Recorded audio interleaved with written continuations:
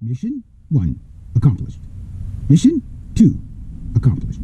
Mission 3 accomplished. Engaging self-propelled. Okay, so here's what happened.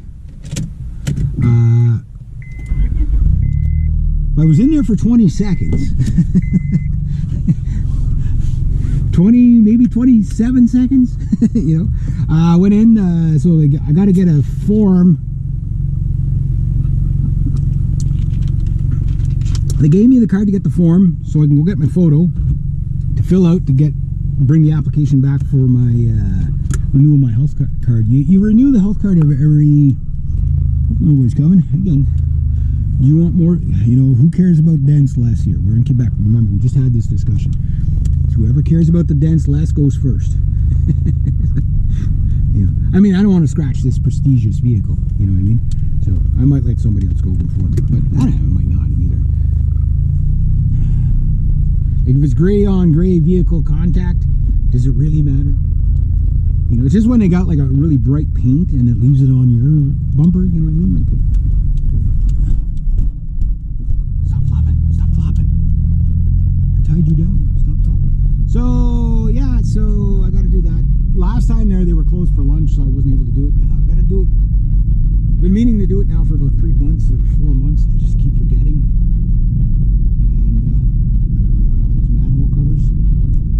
You know, there's a reason why the best race car drivers in the world come from Quebec. Because look what we have to drive on.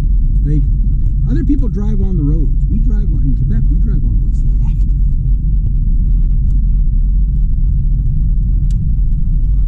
Like, it's only in Quebec where you have two one-way streets facing, going straight at each other. And it's like, there's a sign at the end just say, okay, you better either make a right or a left because you're going to run into each other. Tight enough? Should be tight enough. Didn't quite tighten it down enough. These roads are so bad. Ugh.